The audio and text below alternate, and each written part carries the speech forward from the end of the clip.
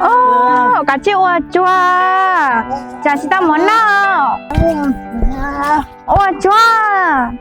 Ô, tháo ơi, chỗ niềm lên rồi, phát tao muốn nào, cái niềm mùa lo. Ít tụi này chưa chỉ đó, ôi đi theo, tháo ơi. tụi mua cái đồ chuột cái liền nướng uống rồi cái nhá, rồi dù chả chỉ tao no. Từ rồi tới hai mà hai đi có số tiền.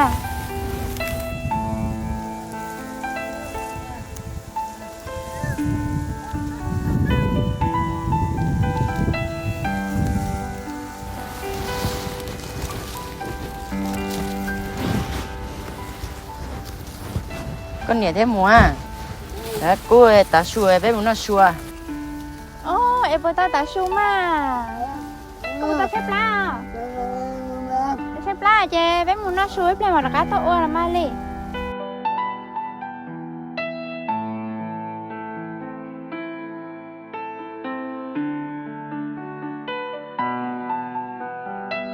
Ô, con nhẹ, muốn đây cũng để cho muốn cho là cô bé nó xua. Ôi, đừng đợi mà. Mới đi qua nó xếp thì không muốn đây là mà. Nếu muốn tới bé cô mua đem luôn mà thôi. Giờ muốn cho này dùng mê nó nè.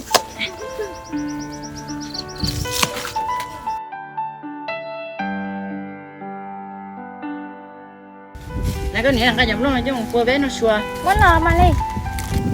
Mua, có một cái mỏ tỏi trong tung tỏi con là bé nó xua.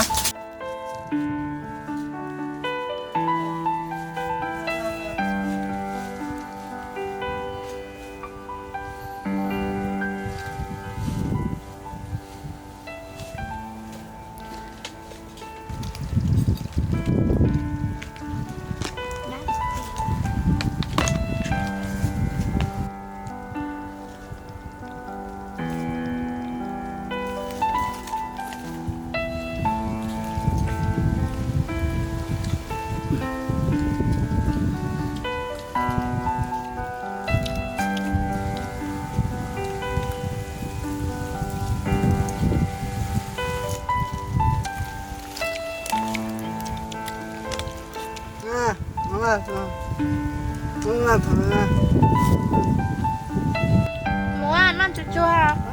Nhớ chua hết là bé đã cá mua té thì mua rồi mua té mà. Con nhẹ, thật nhẹ này bên nó nó khiến rồi mỏ xí chè. Muốn này nhỏ cũng mua rồi nãy bán này à. Cái gì, có mua lấy những tao mà, tao chỉ còn nổ lại thì chỗ mua cho nào bắt nên chè. Cha đi thêm nở hơn, cái đi thêm con thế này của chị xã bố có mùa lót lại tứ tia, chỗ lại đầy té bố bè lại tứ qua chị ta nó chè, nó bùa cho nó lót lại tía chè, ứ làm mua lót lại do xứ mà. Ê, giờ nó khía xứ lò, chủ xí xí lú xứ chè, tứ mua mùa bé thế chè bé mà xí ba, ô bé tên li tên nó xứ mà. Con nhẹ, giờ là Hà Linh đã lo, giờ là xưa nó sốt chờ, cũng mua bên nuôi, cũng mua đi cho cá lò.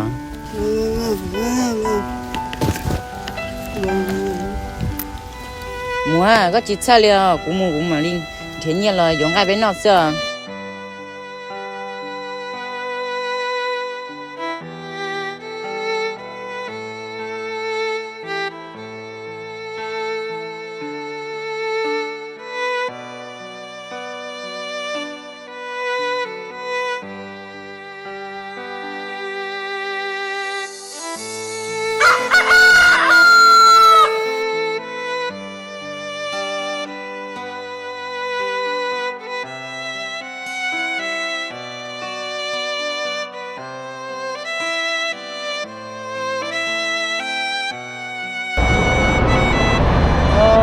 Còn bán này là thế chúng đi chúng thì phải tôi mong liếu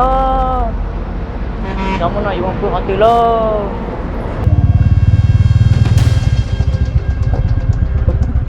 dừng xe hình như có một người trên quê mình xuống tìm tiền làm sao à?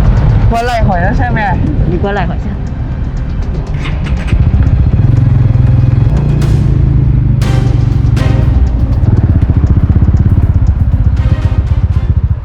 Đi đâu đấy em ơi? chị bao à? Em từ đâu xuống đấy? Em đi tìm việc làm à? Hay là đi làm gì? Đi bắt ninh đi ô giò. Ông này nói cái gì đấy nhỉ? thấy rồi không, nói đi tìm nhiều lúc cả. Chắc là đi tìm việc làm mình hỏi xem. Em đi tìm việc làm à? Anh đang tìm người đi làm việc đấy. Đúng rồi, đi tìm việc làm. Nếu em đi tìm việc làm thì đưa đồ đây anh cầm cho rồi lên xe anh đèo đi luôn. Đi xe.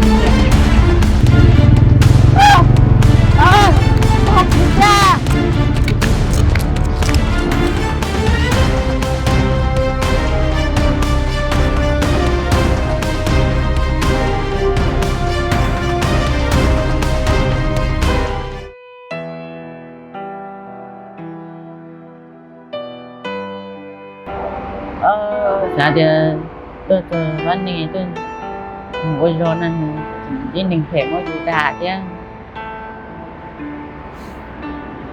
rồi cháu chỉ chia luôn